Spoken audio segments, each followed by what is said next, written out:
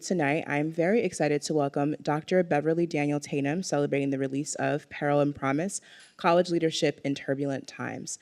Higher education is under assault from all sides. Scandals, protests, and dramatic resignations dominate the news cycle, and the pressure has grown so severe that the average tenure of university presidents has fallen to less than 6 years.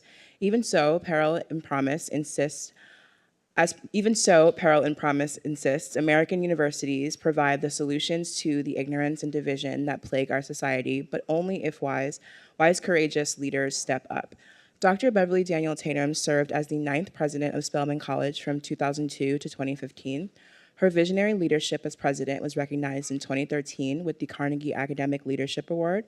In 2014, she received the award for Outstanding Lifetime Contribution to Psychology, the highest honor presented by the American Psychological Association. She's the author of four books, including the New York Times bestselling "Why Are All the Black Kids Sitting Together in the Cafeteria?" Tanya will be in conversation with Ayesha Rascoe, the host of Weekend Edition Sunday and the Saturday episodes of Up First. She is also the editor of HBCU Made, a celebration of the Black college experience, a book of essays about the impact of historically Black colleges and universities. So please join me in welcoming our guests to Politics and Prose.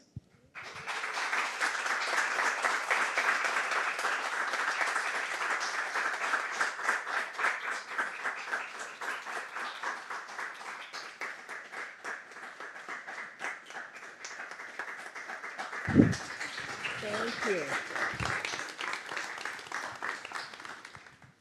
So we were already getting started. We were just in the back, we were talking about, because there's so many issues to jump into with this book. And I have to say, I'm so honored to be here speaking with Dr. Tatum. And after, she has done such incredible work, been such an incredible leader in the higher education space, at Spelman, at Mount Holyoke, and other places. And it's just really incredible to be sitting here talking to her about this book. And, having gone through it, let me tell you, there's a lot in it.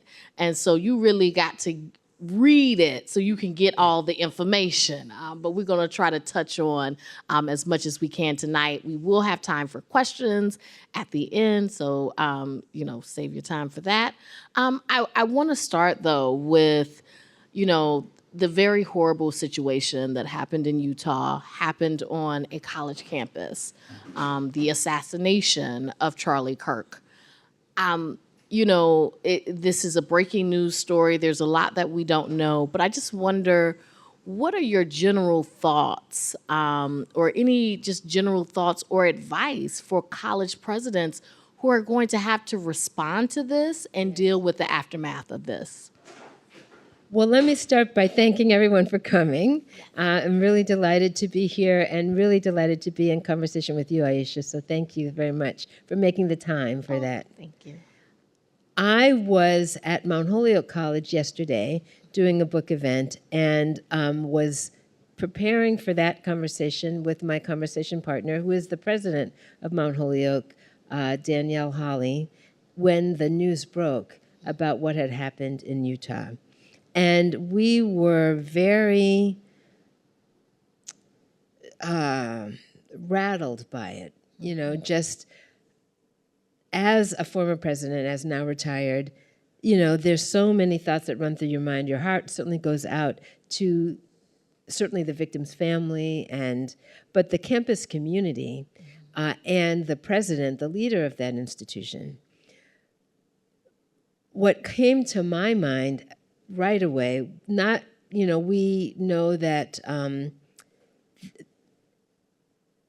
Charlie Kirk had a political presence, and so there's, of course, perhaps a political overtone to what happened. But I'm just thinking about it from the point of view of campus safety. Yeah. And if you have an incident like that on your campus, how then do people feel safe, right? How do you restore a sense of safety? And even if it doesn't happen on your campus, if you're a campus leader, you're thinking about, could this happen at my campus? And how would I prevent such a thing from happening, which fundamentally you cannot. And that awareness is really the kind of thing that keeps you up at night, right? Yeah.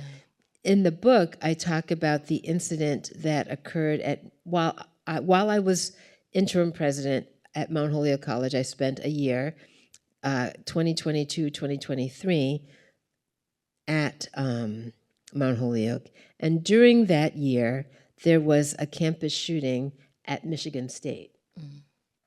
And several people were killed, 7 or 8 people were killed. And if you don't remember the details, I'll just give you a little bit. There was a shooter, came on campus, walked into a building, an unlocked building, entered a classroom, and started shooting. It was an evening class, and then left that building and walked across the campus and shot a couple more people, and eventually shot himself, as I recall it. But a couple weeks after that, I mean, it was a horrible event, and of course, as a president, you express the condolences of your community to that community, et cetera. But a couple weeks later, I had office hours, and a student came to see me and wanted to know what we were doing to secure our campus. Well, if you've ever been to Mount Holyoke, it's a wide open campus. You know, it's a rural area, it's wide open, and many campuses are like that. Spelman College is a gated community, but even so, you know, we're not checking for weapons at the gate, right? So anyone can come onto the campus and cause havoc. And so how do you create a sense of safety in this time where guns are so proliferated and, you know, so, as I like to say, there are a lot of angry people, and there are a lot of guns for those angry people or depressed people to use, and it's really a challenge. So what did I say to that student? I write about this in the book, but what I talked with her about was the things we could do. You know, we can have a rapid notification system, you know, shelter in place if that's what's needed. You can communicate that. We can have our doors set up so that you can lock them remotely. You know, if there's a threat, all the doors can be locked. You know, you can have a swiping. I mean, there are things you can do to limit access, but fundamentally, there are things you just can't do. You know, she wanted to know, like, could we build walls? I mean, she didn't say, well, can we build a wall? But she wanted to know, like, how can we enclose the campus to keep bad people out? And the short answer is you can't, right? You can't. And of course, you want people to, if they see something, say something. And there are instances where threats have been averted. In the same year, there were bomb threats at HBCUs. And it's happening again. Yes. There were bomb threats at HBCUs, and there was a white supremacist shooter in Jacksonville, Florida, who ultimately killed customers in a local, like five and dime kind of store.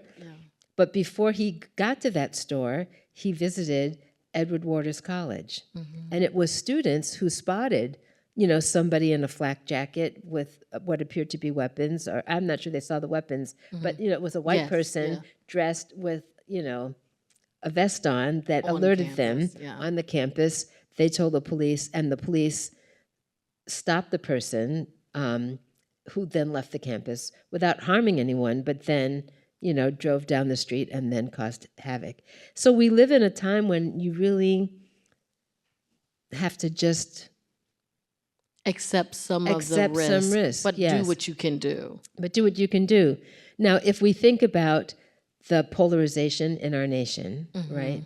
If we think about the root of perhaps what was the motive, we don't know the motive, but if we imagined it as being anchored in polarization in some way, what can colleges and universities do about that? I think quite a lot, actually, in terms of creating spaces for dialogue, creating spaces for people to connect across lines of difference. And I know we're going to talk more about that. But we do live in this moment when you want to do more than you can do. Yeah, absolutely. So, I mean, that's just a perfect example of how this book is so timely. And I mean, these are the questions of our time, right? Yes. And higher education in this moment. But you had been thinking about doing this book for a while and it evolved. So, talk to me about how you came to the decision to write the book and its evolution. Yes. So I served as president of Spelman College for 13 years, from 2002 to 2015. And when I decided I was ready to retire from that role, people asked, "What are you going to do?" And I said, "Well, I'm going to work on 2 books." And the first book was the updated version of Why Are All the Black Kids Sitting Together in the Cafeteria and Other Conversations About Race, which was on tap to be released in 2017. So I knew I had 2 years to get that book ready, and that happened. And then, but the second book idea was to write something about my experiences as a college president, thinking that it would be a small book with short, easily digested lessons, lessons learned. And that was my idea. Yes, yeah. So I as I said, did the first book. But before I could get to the second one, I was busy with the first book for a long time after it came out, giving talks and all those things. And then just when I thought I might be starting to work on the second one, I agreed to serve as president of Mount Holyoke for a year. Yeah. So when I did that, a number of people asked me, why would I do such a thing? Yes, yeah. I said, like, why, you did 13 years, why would you want to do that again? Isn't being a college president like the hardest job ever? And there were questions about that. But there were also questions once people found out, like, let's say I'm sitting on a plane and someone says, what do you do? And you say, I'm the interim president at Mount Holyoke or whatever. Then they start asking, why do colleges cost so much? Yeah. Or, I don't understand what's going on these campuses. Why? Fill in the blank. Yeah. I was getting all these questions. And then it occurred to me the book that I really needed to write was not lessons learned, though there are some in this book, of course, but really an insider's guide to understanding colleges, how they work, what the challenges are, and why leadership matters so much, and why education matters so much in terms of the transformation of the educational experience and what it means for people. Well, and you make the case in this book, but I have to ask, just like those people on the plane, like, who in their right mind would want to be a college president today Yes. at this moment? Like, who is fit for a time such as this? I think you really have to feel called. I was It's like a ministry. It is kind of, well, in a way, it is. It is. I recall when I was at Spelman wearing my regalia for a special event. We have a Spelmanite here in her sweatshirt, and so you'll know what I mean when I say it was Founders Day. And so we were having a special celebration of the founding of the college, and I was wearing my academic robes, and I was wearing the Spelman medallion, which is a large piece of jewelry, right? And a student came to me and said, she was passing by, and she said, Dr. Tatum, I love your outfit. That's what she said. And then she pointed to the medallion and she said, how do I get one of those? And I laughed, of course, but I tell that story sometimes to aspiring presidents because some people want to be a president so they can wear one of those, if you know what I mean. Yeah. They want the sort of pomp and circumstance that comes with the role. But as I am happy to tell you, that wears off, right? It wears off pretty quickly. What is enduring is the mission of the institution, the sense of purpose. In the book, I talk about what I call the 3 Ps, the things that really motivate you. The people, whether that's the students you serve or the people you work with, the people you meet in the wider community, the alums, the donors, the supporters, the problems you get to solve. And there are plenty of them right about now, right? But if you are a problem solver by nature, you enjoy trying to solve problems. But mostly it's the purpose of the institution. And in that sense, it is a calling. Well, when you were at Mount Holyoke early in your career, Yes. you personally went through a little reluctance before you applied to be the dean of the college at Mount Holyoke, which was like the chief student affairs position. Yes. But it seems like being in that position was transformative It for you. was. So It was. what did you learn in that you've taken with you throughout your time? Well, thanks for asking. Thanks for asking, Ayesha. The for the benefit of setting this context, I am a psychologist by training, and I was a psychology professor, and I really liked being a psychology professor. I enjoyed my classes, I enjoyed teaching, and I spent 13 years at Mount Holyoke before going to Spelman, most of that time as a faculty member. But you get to a point as a faculty member when you're sort of at the top of the heap. You start out as an assistant professor, then you become an associate professor, then you're a full professor. So not long after I was full professor, I was asked by my department to serve as chair. I did not want to be the chair, but it was my turn, and so I did it. But a friend of mine said to me, "How do you like being the chair?" And I said, "I think it's a good reason to look for another job." And I could say more about why that is, but let's just say, when you're the chair of the department, it's your responsibility to get your colleagues to do certain things, but you don't have much authority, right? So you have a lot of responsibility, not much authority. And while I was being chair, my book, Why Are All the Black Kids, came out, and I was having the opportunity to travel to other campuses, and I started thinking about what other opportunities might be available to me besides being chair of the department. And I didn't want to leave Mount Holyoke, though, for lots of personal and professional reasons. I liked being there. And I had a colleague, and I asked her, "What do you think I could do?" That I was a little bored. I was looking for a new challenge. And she said, "I think you should be dean of the college." And that's when I said, "Who in her right mind would want that job?" And she said, No, you're not using your imagination.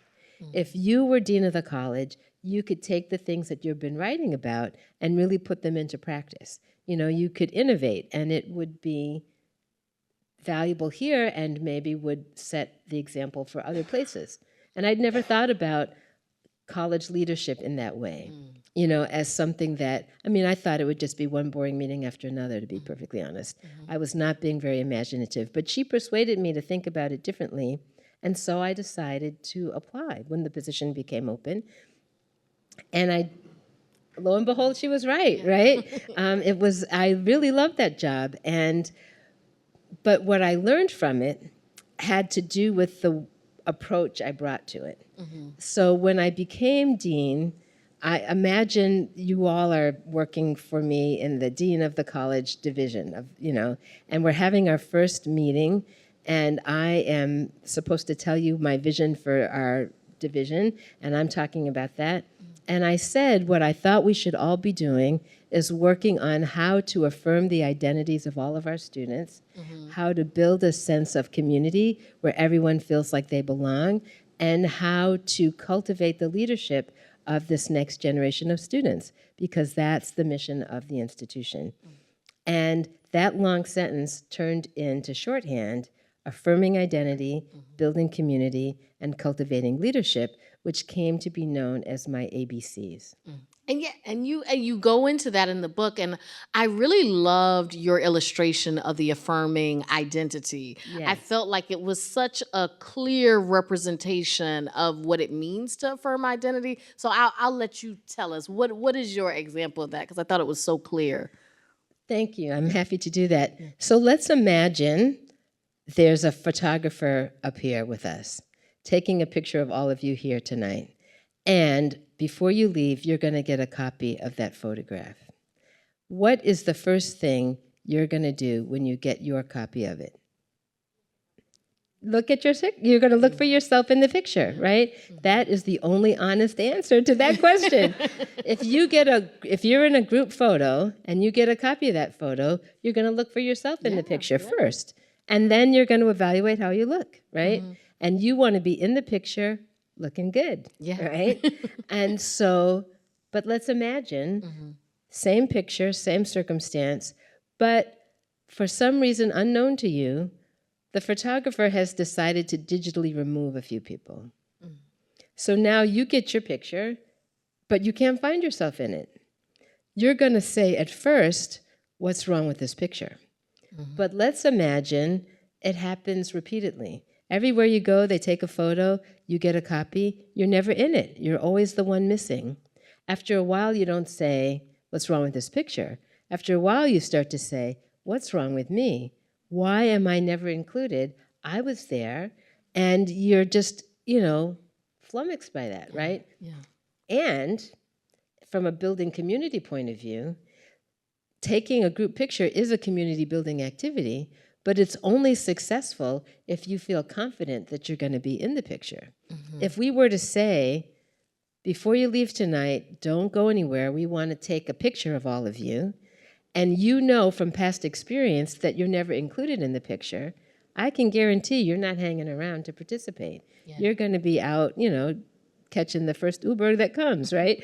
It's all about feeling a sense of inclusion.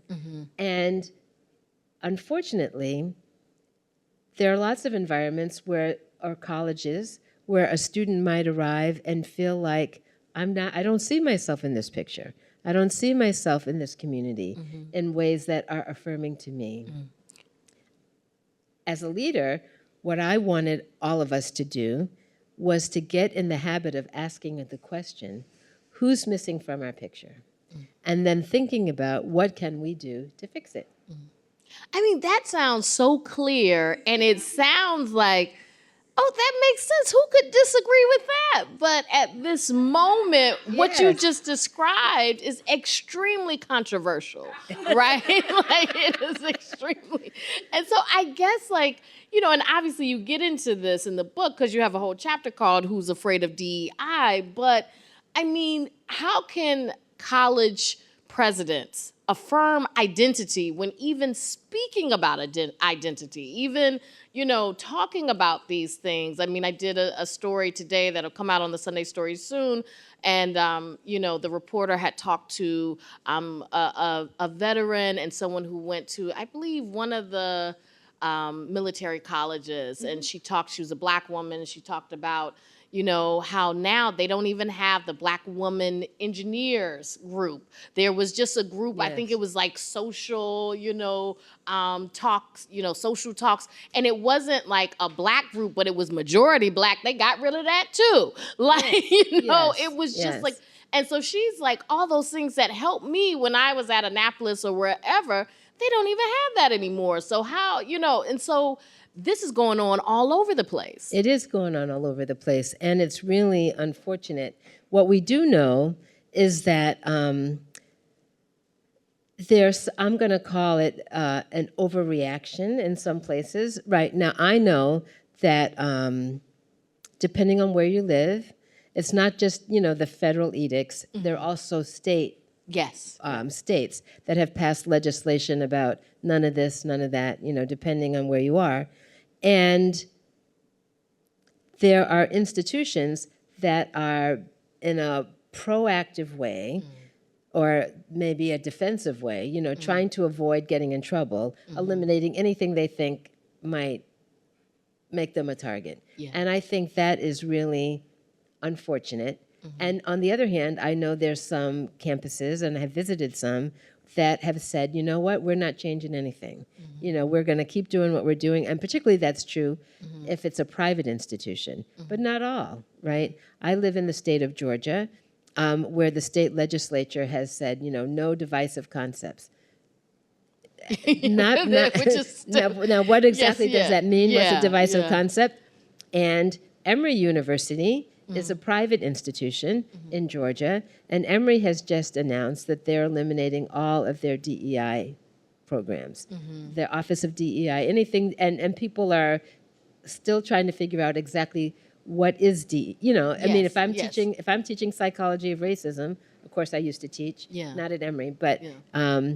is that That sounds like DEI is to that some is people. that a DE? You know what I mean? So Yeah. these are the questions that people are asking, and there are people around the country giving advice saying you should eliminate that because it's a foul of the law.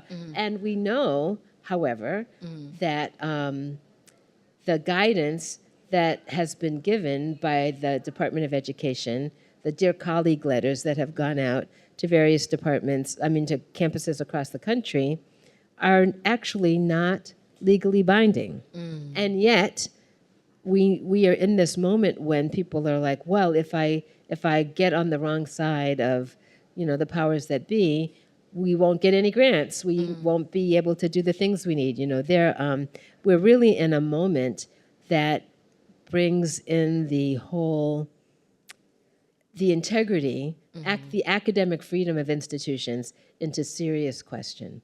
And I think we really need to push back against that. Well, how do you talk a little bit about this? But like, how do you do that? Is it strength in numbers? How do you, as a president, say I'm going to stand up for this? If you believe in it, I believe we should have these groups. When you're worried about, okay, but we may lose funding or we may have to go through some lawsuit that's going to cost us a lot of money and what have you. So let me just say, I think it's important to say this. When we're looking at any particular institution, it's easy to be the armchair quarterback, right? It's easy to be the person who says, oh, they should just do X. Columbia shouldn't have made that agreement. Yeah. And yet, at the same time, we don't know all the details. We don't know all the professors who are leaving. We don't know all the, the things, the pressure points that people have. But in general, I think one of the things that I would say and that I talk about in the book is, so let's talk about why someone is opposed to DEI. Okay, what are they trying to tell us? So the answer to that question is going to vary, right? I mean, we could talk about the reemergence of, or the reification of white supremacy, and we could use that language. But we could also talk about the individuals who feel like when we have DEI programs, they don't see themselves in the picture, right? So the D in DEI stands for diversity. Yeah. And I think one of the problems that has happened with the vocabulary has been its misuse. So if I were to look at this audience, I would say this is a diverse audience. And however, I have seen questions like this on surveys. What percentage of the audience was diverse? What that means is, how many people of color were there? That's the translation. But if we were to answer that question honestly, what percentage of this audience is diverse? The only correct answer would be 100%, yes, right? Yeah. Because everyone contributes to the diversity in the room. And yet, there are some people, when they hear that language, white people in particular, when they hear that language, think, this does not include me. And they're anti-DEI because they feel left out. Then you can, another way of thinking about this is anti-DEI. Okay, so let's take my psychology of racism class. Let's imagine somebody thought that was a manifestation of DEI on a campus. Why would somebody be opposed to that? Well, the divisive concept crowd would say, you're making some of your students feel uncomfortable. And feel bad, and feel bad about themselves and America. Exactly, exactly. You've been listening to them, Ayesha. Yes. Yes, that's the argument. Yeah. And here's what I would say about that from my many years of teaching that class. You are correct. There will be some discomfort. I would tell students on the first day, you're going to read things that may upset you. You're going to have conversations that feel awkward. And it gets better. And initially, when you're exposed to new information, there are growing pains. I call it an arc of discomfort. There is some discomfort, but then you persist through it, and then it gets really interesting, and in fact, almost fun, maybe even joyful. And at the end of the semester, students say things like, this course changed my life. This is the best course I've taken in my college career. But not because they never felt uncomfortable, but because they really stretched themselves and came to understand things in ways they hadn't before. But the analogy I like to use is exercise. If you have not been exercising and then you have a class that requires you to exercise, you're going to have some sore muscles. It feels horrible. I hate it. And when you have those sore muscles, you might say, I'm sore, I'm never going back, right? Yeah. But if you do return, you do more, you get stronger, and it starts to feel good, right? You get the runner's high or whatever it might be. And it's like that with these challenging topics. If you create space for people to listen carefully, not argue and shout over each other, but to listen carefully to differing points of view, and there's a lot in the book about the value of dialogue opportunities to do that. That's a skill. You're helping students develop a skill. You're providing them with concepts they didn't have before, and that is empowering and even liberating. Well, and I definitely will get to dialogue right after this, but I do want to ask you, do you think universities have not been welcoming enough to conservatives? Because a lot of these arguments seem to be wrapped up in the idea that, higher education is this liberal place where you go in and you liberally indoctrinate the children. But they don't allow diversity of thought. Yes. Do you think there's any truth to that, though? Sure. I think that we can all point to examples of, the heckler's veto, right? Where a conservative speaker comes and students want to shout the person down. And, it would be disingenuous of me to say, no, that never happens, right? We all can point to examples of that. But I want to lift up the example in the book. And that is the example of Derek Black, right? Derek Black was a student at New College of Florida. Before Ron DeSantis tried to transform it, or is in the process of transforming it, New College was known as a pretty progressive place. If you're familiar with Hampshire College, it was like the Hampshire College of Florida. Ungraded essays, evaluations, very progressive in a lot of ways. It was one of the first colleges in Florida to be open to all races at its founding. It was founded in the 1960s, and it opened before University of Florida was desegregated. So it had this, historical liberalism, if we use that term. But so you might say, well, Derek Black, who's he? Derek Black is the son of a very prominent white nationalist who his father launched the website stormfront.org, which is like the biggest website of white nationalist activity online. And Derek was being groomed by his parents to sort of take over his father's empire, and was homeschooled and grew up really internalizing that white nationalist rhetoric, that ideology. And so you might say, well, why would he have gone to New College of Florida? Because they had a medieval studies program. He was interested in medieval studies, and so that's where he was there. And it was a largely white campus, predominantly white, and so his family was okay with that. So Derek came in as a transfer student, so he spent 3 years at New College of Florida, and by the time he left, he had completely recanted that white nationalist ideology. So you might say, well, what happened to him? Was he, brainwashed by his professors? The answer is actually not that at all. What was most transformative for him had to do with the friendships he made among his classmates. So he's at this college, comes in as a transfer student. He's initially befriended by another transfer student who happens to be South American and Latino, identifying as Latino, and he gets to know a Jewish student who hosts Shabbat dinners at his house in his apartment every Friday evening.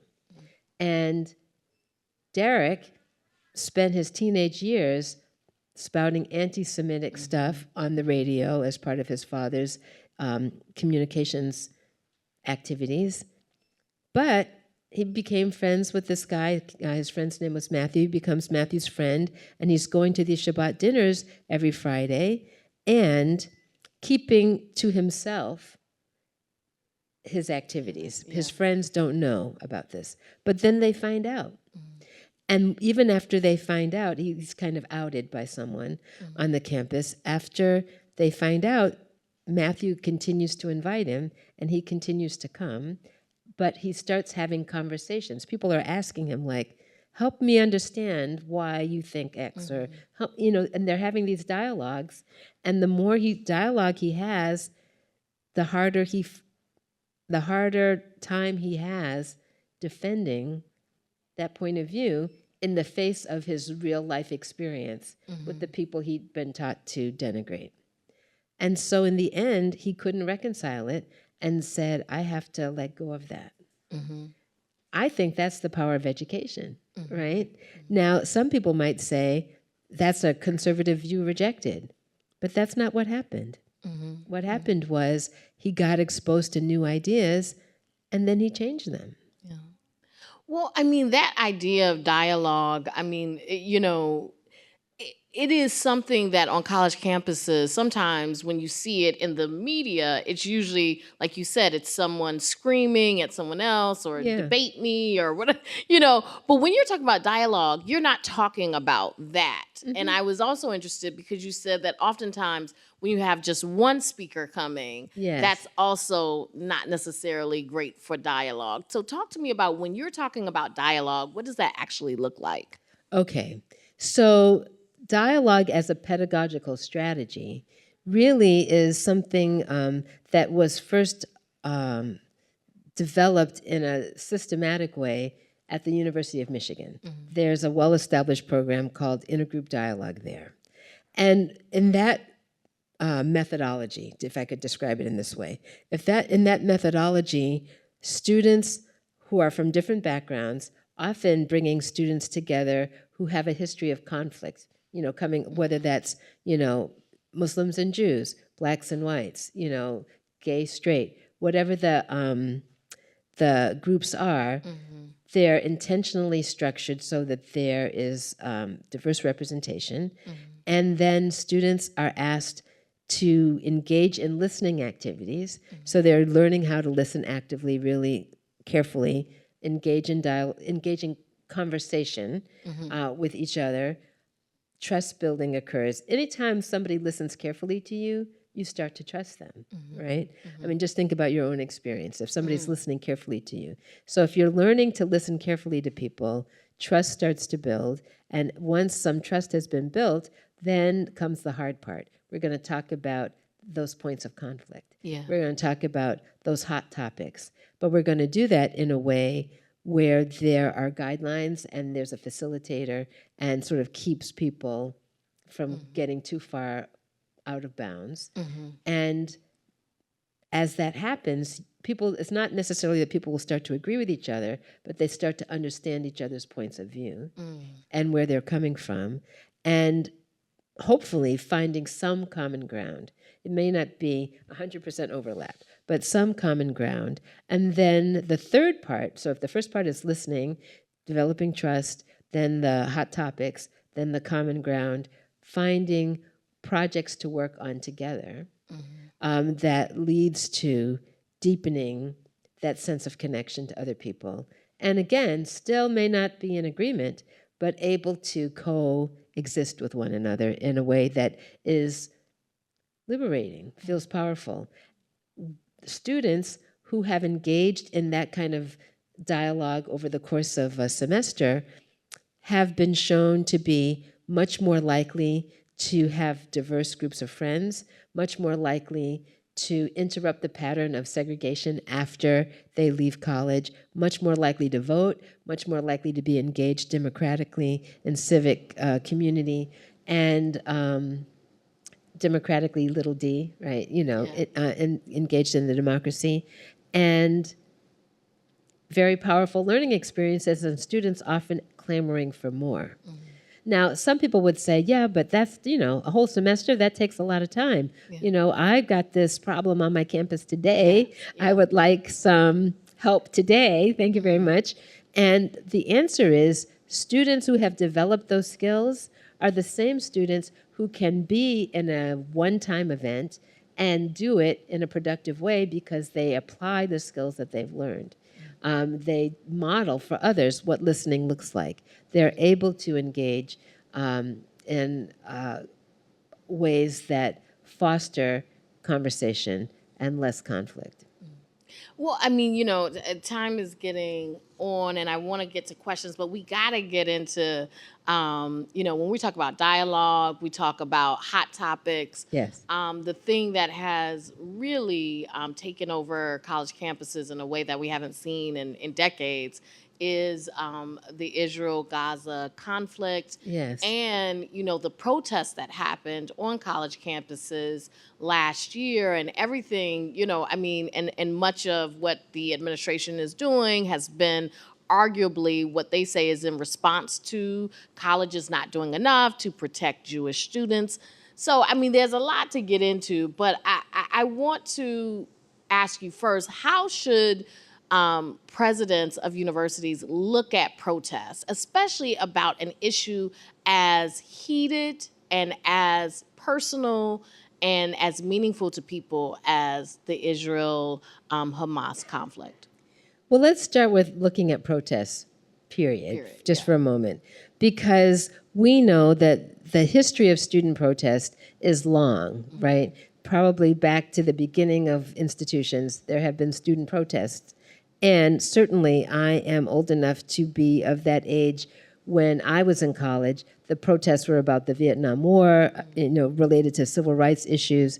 And fast forward into the 80s, protests about apartheid, South African apartheid. There have been lots of examples of protest.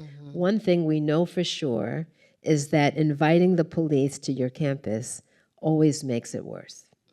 Yeah. Right? That's just like rule number one. Yeah. But how do you know when to call? Because some people may say, well, I was scared it was dangerous. And obviously at Columbia, this became an issue. When do you know it's time to bring in law enforcement? Well, I'm going to argue that it's never time to bring in law enforcement, except if, literally, if people are smashing windows and burning cars, if it's really clear that there's destruction of property and lives are at risk, then of course you want to do whatever you can to contain it. But usually you're a long way from that. And so let's just say the protest is bubbling up. The first thing I would argue, based on my own experience of campus protests, and I have some, which I talk about in the book, is to listen carefully, to have a conversation with the students who are protesting. And when you read carefully the histories of some of these campuses where things really erupted, there will often be a reference to the fact that the president did not meet with students. That was true at Columbia and some other places as well. So, but let's imagine, things are bubbling up and you want to understand what, you can invite student leaders in to say, help me understand, I want to understand what's your concern, let's talk about it. And there might be differing points of view. And fundamentally, we also have to acknowledge that protest is a form of free speech, right? Academic freedom, free speech. That doesn't mean the protest can be anywhere and you can harass people on the campus. And, there are guidelines about appropriate time and space and manner of protest that most campuses have rules about. But fundamentally, you want to know what is driving the protest. What is the concern that people have? And sometimes just listening shifts the tone, right? When people feel like they've been listened to, then it doesn't mean that they're still not wanting to protest, but they're not protesting you. Do you know what I mean? Yeah. Because you have been listening and trying to understand where they're coming from. And there's a cooperative, perhaps a more cooperative tone. I want to use Wesleyan as an example, and not just because I'm a Wesleyan alum. I am. But, but when the Wesleyan students put up a encampment on the campus, the president, Michael Roth, who has been quite vocal about during this period, sent to all of the alums a letter explaining what was happening and talked about the fact that he met with the students, told them that, as long as you're not harassing people and interrupting people's access to class, et cetera, I'm not going to force you to take your encampment down. There was a kind of meeting of the minds about how they would move forward together. And then he wrote and said, I know that there's some people who will be upset about the chants they hear or the site of the encampment. And my advice to those people is walk a different way, right? You know what I mean? That you don't have to go by there. There's, there's alternate routes.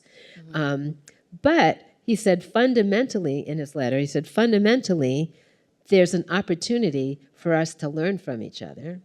And that's, we're an institution where that's what we're going to be striving for. So as long as people aren't in danger and there's no destruction of property, we're just going to engage with this, right, in this way. So listening carefully is one important thing, trying to understand.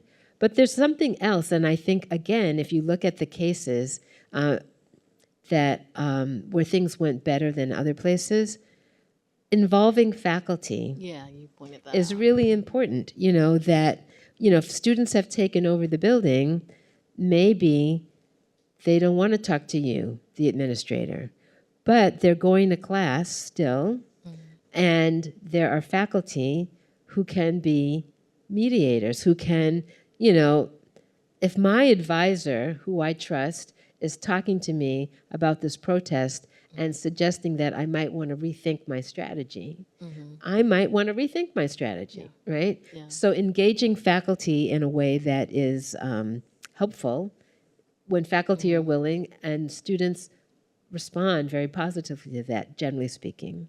And then the third thing I would say, if you've done those things, you probably don't need to call the police.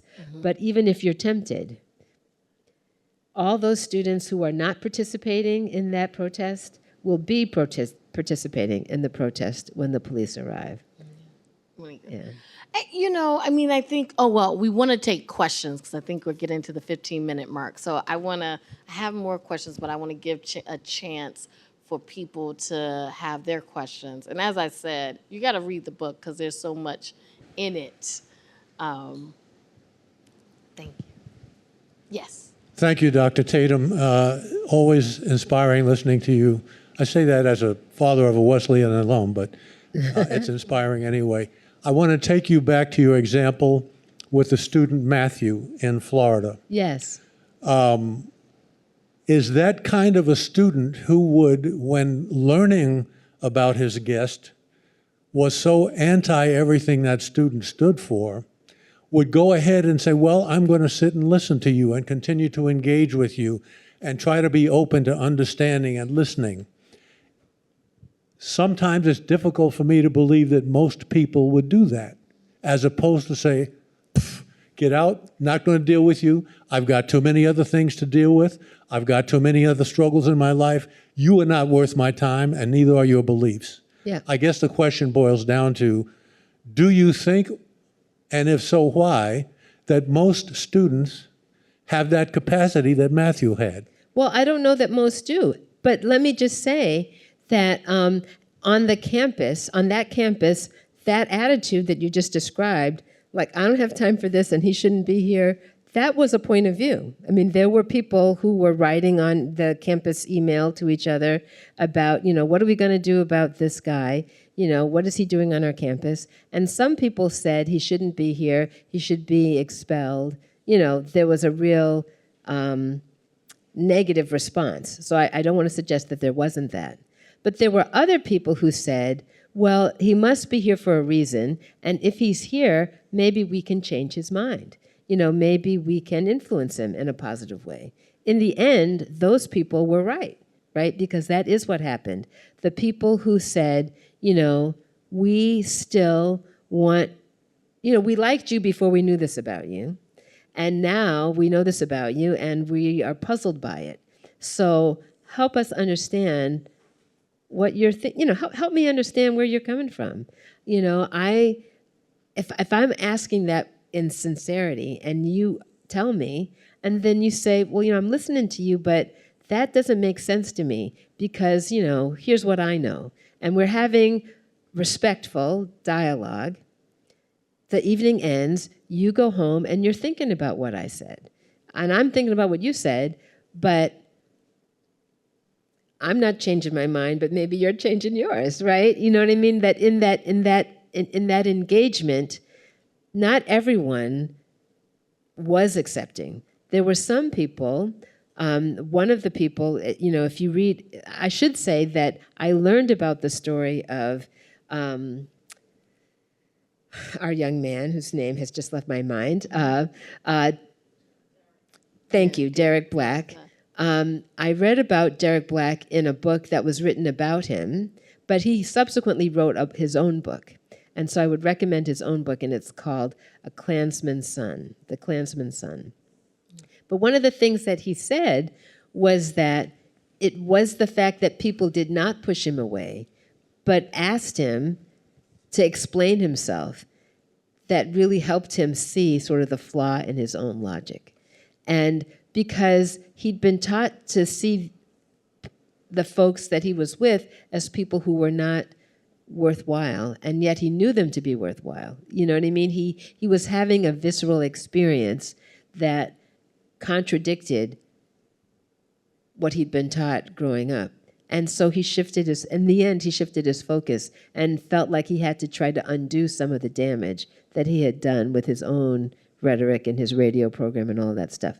So, but for certain, there were people who were not interested in engaging with him, who said they didn't have time for that. But in the case of this small group of friends, he later wrote, he said, because of those people, it was those people. It wasn't my professor who was teaching psychoracism. It wasn't it was those relationships that really forced me to examine my beliefs in a way that led to that change. Yes. Hi, Beverly. It's great to see you Good to see you. again. I know that you're an optimist as a psychologist, and I'm a pessimist as a historian.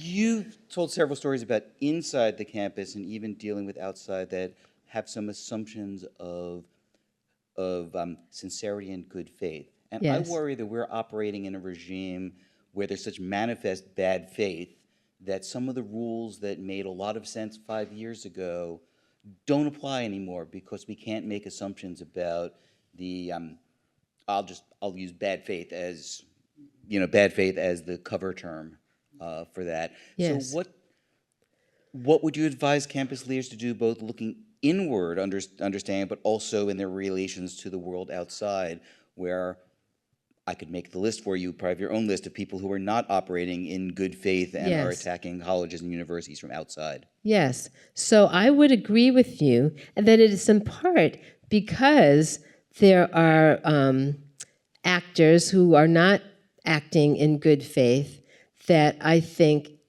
trying to make deals with people who are not acting in good faith is a bad idea.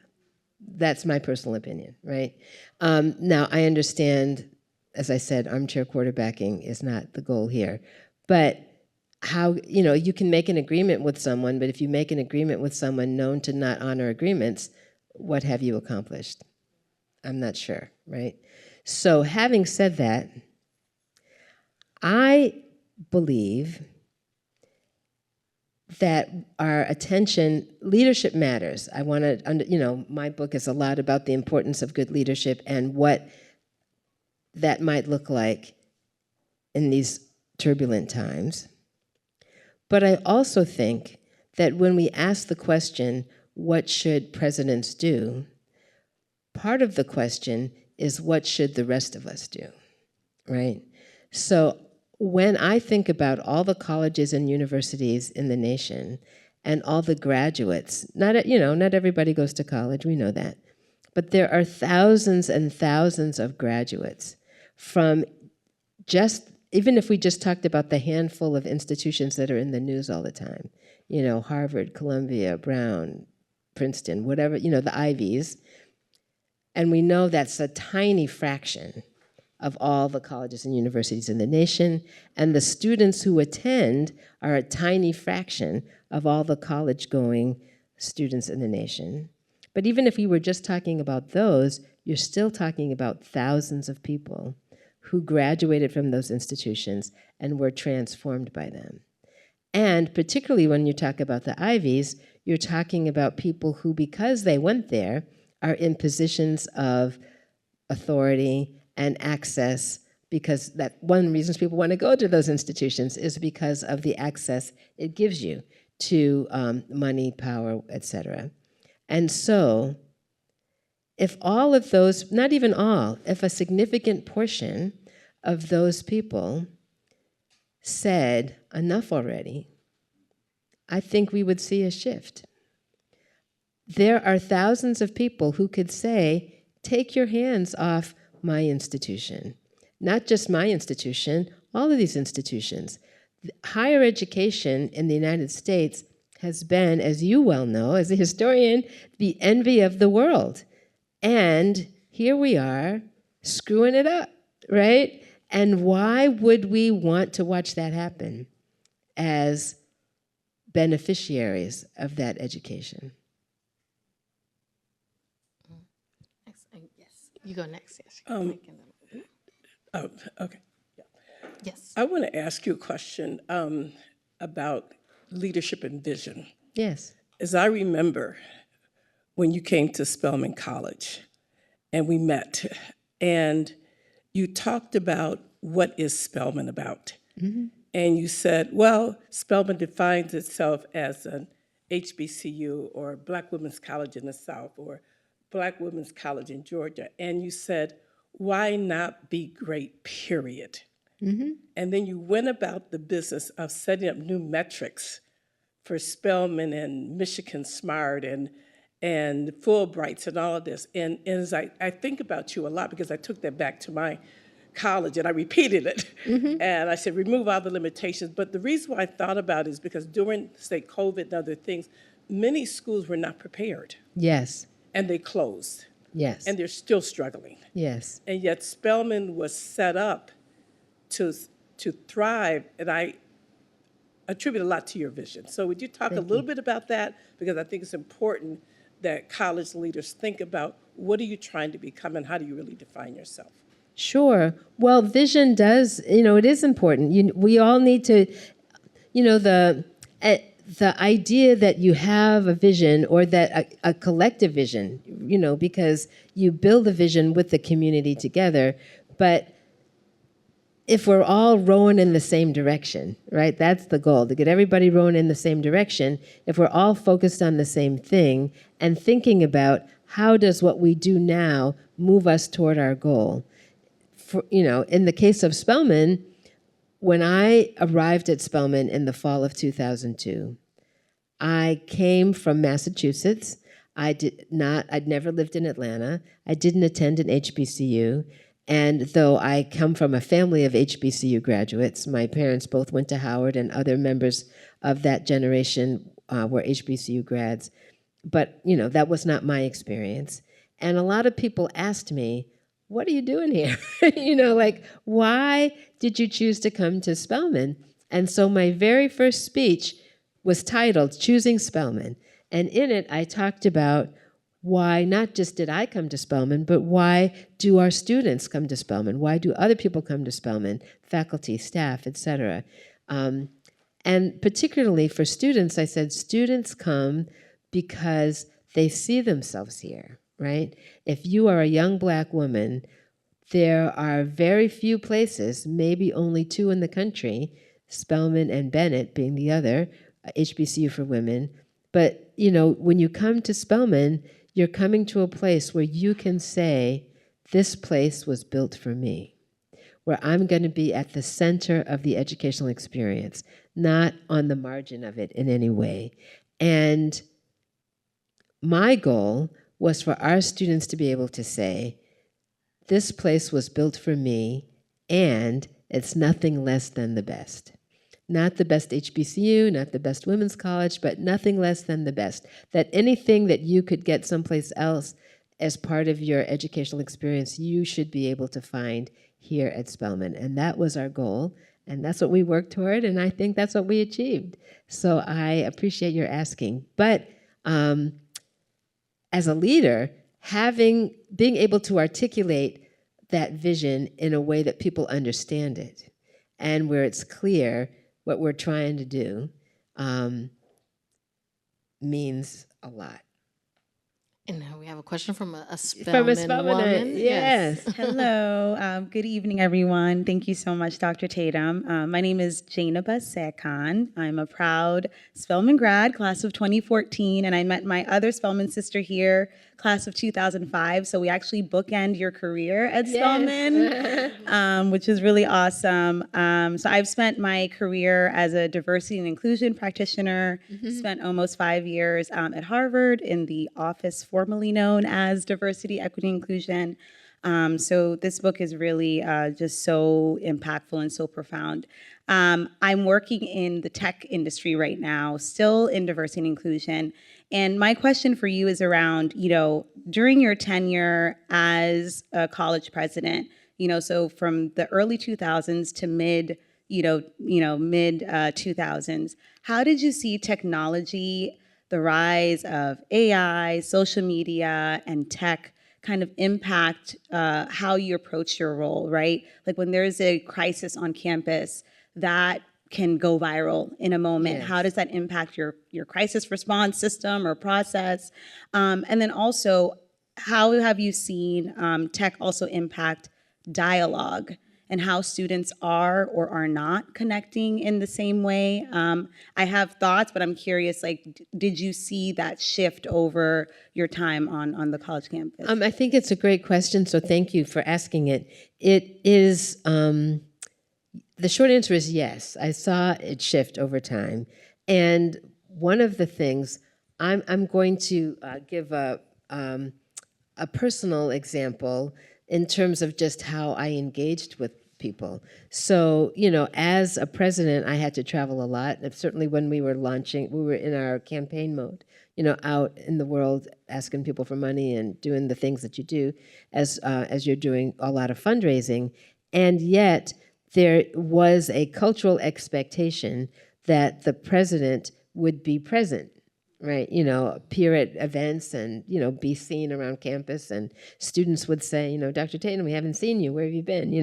And one of the things that I started to do in direct response to wanting to sort of fulfill that cultural expectation and yet still be where I needed to be was to use social media. At the time, it was Twitter, right?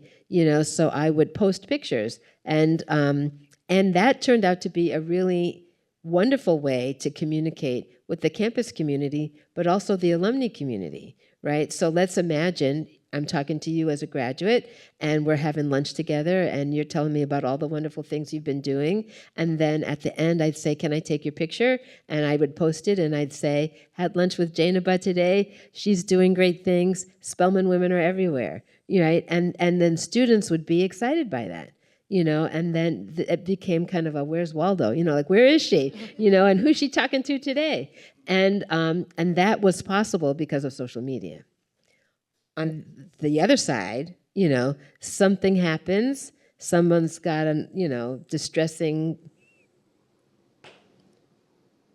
residence hall matter, and they're taking pictures and posting it on the internet, right?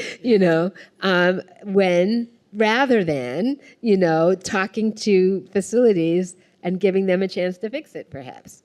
So, that kind of thing was, or, that's maybe a less meaningful example than, let's say, some tragic thing is happening or some news story is breaking, and you want to be able to talk to the campus community about it, but sometimes the social media gets out ahead of you. So it sort of speeds everything up, right? It speeds everything up, and you really have to have a very sophisticated communications team to kind of keep up with that. Well, thank you, everybody. We're at time, so I know that if there are any more questions, you may be able to ask them at the sign-in. But I want to thank everybody, and I want to give Dr. Tatum another chance to say any last words or anything you'd like to say. I want to say this. You know, when we talk about education and what's happening in higher ed, and, you know, to your point, Phil, there is a lot of stress in the system right now, right? We know there's a lot of stress in the system. But I think it's important to remember what is the purpose of higher education. And it's not just to help people get better jobs, which is not to say that isn't important. You know, the individual who comes to college is looking for that benefit, right? They are trying to figure out what they're going to do next, and that benefit is important. But there's also a public good. It's not just a private good. It's also a public good. And I think we don't talk enough about the public good of higher education. And I want to close with these words from the Truman Commission. If you go back to 1946, at the end of World War II, President Truman asked the commission, he designated a commission to look at higher education and what higher education should be in the last half of the 20th century. And they came up with 3 major purposes. And the first one was education for democracy, right? For an educated citizenry, to strengthen democracy. And the second one was international understanding. You know, the opportunity to connect with people from different backgrounds, students coming here, students going there, international understanding and cooperation. And the third was for creative imagination of trained intelligence, right? People who have smart people thinking creatively, who have been trained to work on solving complex problems. And it seems to me we still need education for democracy, we still need international understanding, and we still have a lot of complex problems that we need creative minds and trained intelligence to think about and take action on. So with that, I think we all need to do what we can to make sure that our system of higher education remains strong and become part of those thousands of people who are saying, hands off.